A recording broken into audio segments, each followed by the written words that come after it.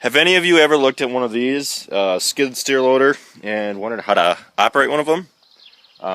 What we have here is a Bobcat 773 skid steer, skid loader, whatever you want to call it. They're called several different things. Today I'm going to be hauling out manure, and I'm just going to run you quick on how to give you a quick run through on how to operate one of these things. And who knows, maybe some of you haven't used one of these yet, and you might use them in the future. Right now I'm hauling out with our 4020 and just our manure spreader. But anyway, let's get started here. I got the bucket attached onto it because I'm going to be picking up, you guessed it, manure. So let's just hop right on in. These are a huge pain to get in if you have bad legs or you have a bad back, because it requires those to get in here. Alright, so this is an older model. Well, not an older model, but it's not the newest. So up here we have the key, and when we switched on, it'll do that. It is a pain, ringing, stinging sound. Anyway, what's going to happen is if it's up in the winter, or if you're turning it on in the winter or it's cold, what's going to happen is it'll start counting down up here. And what those are the glow plugs. What the glow plugs do is that they warm the engine up and they get it ready to be started. And it helps diesel engines start easier. So what I'm going to do is I'm going to start her up. Then before we can do anything, this is true with almost all skid loaders, you have to put this bar down. Basically, it's to keep you locked in, and I should be putting on my seatbelt, safety first, but for the sake of this video, I'm not going to be doing that. But anyway, before we can start doing anything, you gotta hit press to operate loader, which is the green button right there. Then you'll see all those lights come on. If all those lights come on, that means that this bar is not in a good position. And if for some reason something's going wrong and you can't move the skid steer, but you need to, what you can do is, even without putting down the seat bar, you can hit this yellow button here. It's a traction lock override. What that'll do is it'll free up the tires so that you can move it. It's very handy if something goes wrong, let's say. Alright, so anyway, Bobcats are a little bit different than other skid loaders because they use, like, I call them foot feet. What they do is there's these two levers down on the floor. Now you can push them down, back, on each side. Now your left foot will control the entire arms for going up and down. See? Now that just controls the arms. Now that's pushing down with my toes. Heels, toes. Alright, then on my right foot, we got to tilt the bucket forward and backward. Now what I'm going to push down is my toes. And I'll drop it down, and then push down with my heel. And then it brings the bucket up. So that's pretty basic. Now I've never driven like a New Holland or a John Deere or anything like that, but what I do know is that all of their controls are up on the handles. Now, some people like that, but I don't really like it because it's very dangerous, I think, to have your controls all up here, because what's happened several times, and it's happened locally in our area, is that when you go to get out, maybe something like doesn't disengage, and your pant leg, let's say, one of these catches on this, and then it pushes it forward or something like that, and you don't expect it. The Bobcat, or not the Bobcat, but the skid steer could either do something erratic or it could start moving or something. I remember one case where a guy was getting out and he caught the handle, and he had the loader raised up, which you are never supposed to do, by the way. You're never supposed to get out with the loader up. What he did was he had it raised up, and he was getting out, and something caught one of the handles, and as he was getting out, I think he couldn't move or something like that. The loader started dropping down, and that crushed him to death. So you have to be very careful with these things. They're not to be played around with, and they're not toys. So yeah, anyway, sorry for that little rampant. Safety first. Anyway, this skid steer has a heater. It's got 12 volt. This is windshield wipers, which we don't have a door on it right now because it's summer and it gets very hot in here if you have a door on it.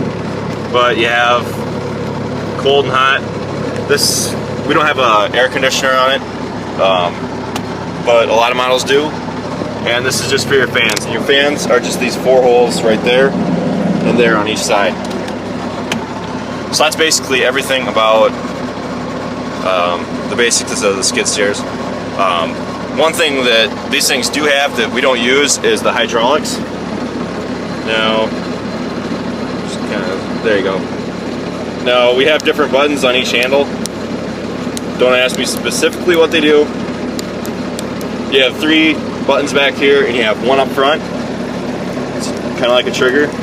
Reminds me of an aircraft, kind of. And then you have the same thing over here. 1, 2, 3. And then this trigger.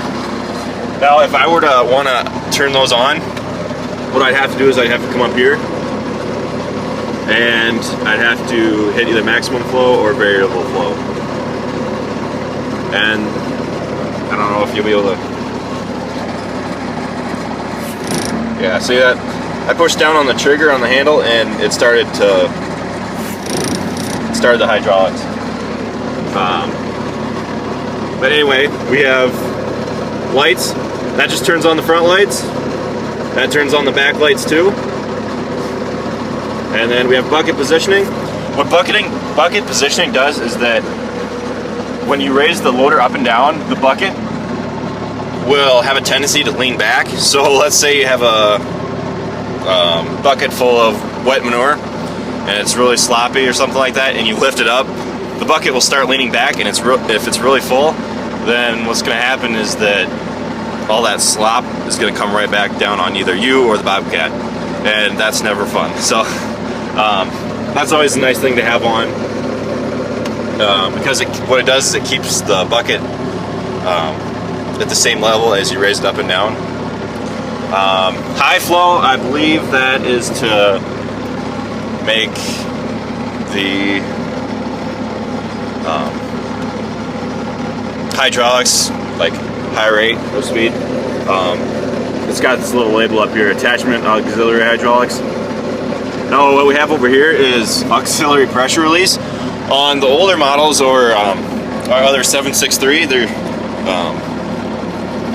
well, yeah, I guess basically what it does, it releases all the pressure inside the hydraulic lines so that it doesn't cause any undue harm from maybe sitting there over time. Another thing, one last thing I'm going to show you before I start loading up is, well, 2 things. Here's the speed handle. That controls the engine, how fast it goes and how much power it puts to the loader and the wheels. And what we have down here is a little hidden red knob. Now, as you could probably tell by the little graphics on it, what you have to do.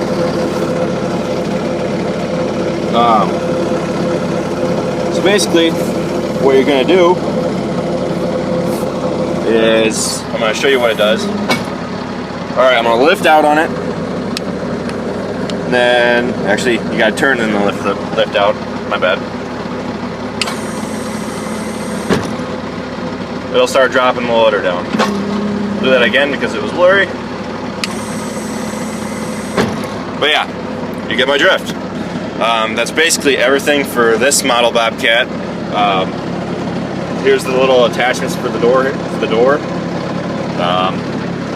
Power for the windshield wiper, the line for the windshield washer fluid, and this is the tank for the windshield washer fluid.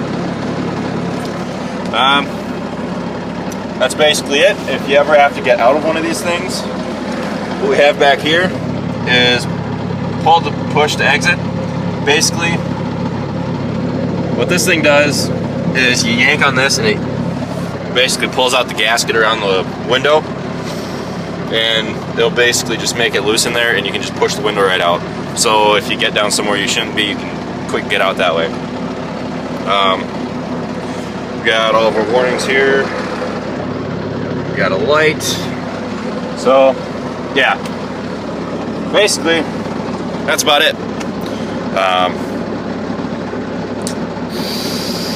The only thing that I'm really forgetting is this. This is the parking brake. It doesn't look like much, but when it's forward, you can't move the handles back and forth on the Bobcat. And this has a little bit of play, so you can't trust it to be spot on. Again, this is just for Bobcat skid loaders, so what you learned here may not apply to every skid loader you may see, but it's the basics. Some people tell me that they don't like Bobcats because they're kind of unstable. I can't disagree with them on that. It does feel like they are a little bit unstable, but we've never tipped one or anything like that. Even though, let's say, you have a load on the front and you tilt it back, now that'd be a very smart dude to lift it all the way up, but let's say it starts tilting backward. If the load manages to stay on the loader somehow, what's going to happen is the Bobcat will tip back, and there's a safety on the back of the Bobcat, and it'll just hit the ground and it'll keep you from rolling backward. It's not really just a safety, it's just basically the back of the Bobcat will keep you from falling backward. And this skid steer is a little bit heavier than our other one, so it has more of a tendency to fall backward, but again, that enables you to carry more in the front. I'm not sure how unstable New Hollands or John Deere's are. I'm sure there's other brands I'm not mentioning, but those are the big ones. One of my friends said that he doesn't like Bobcats because they feel unstable to him, but I've never driven any other ones, so I can't tell you much about that. So anyway, I'm just going to do a quick load. What I'm going to do is I'm going to speed the engine up, I'm going to tilt the bucket down, like so. It may lift off the front tires. The front tires may come off the ground just a little bit, which is okay. Then you can speed the engine up and just basically push forward with the throttles. And I'll try to do this to the best of my ability. Alright.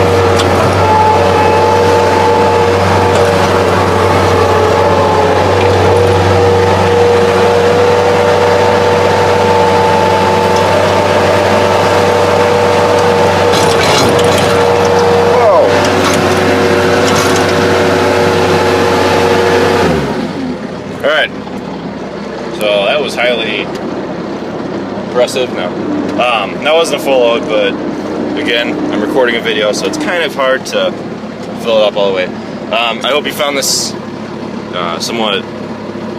I hope you learned something from this. Maybe took a lesson from it. You got to be extremely careful around these things. One last thing is attachments. Now, some Bobcats have a quick release, so you can hook up and disconnect attachments at will. It's just something up on the handle here, that two little cylinders up here move these handles up and down. But if you just move those handles counterclockwise, or that handle counterclockwise, and you move this one clockwise, it'll release a pin down here on the bottom of the bucket, and you can just tilt it right off and you can switch attachments and just lock the other one down and you're ready to go. So Anyway, yeah, I hope you enjoyed this. Thanks for watching, and keep watching my other videos. I'll see you later.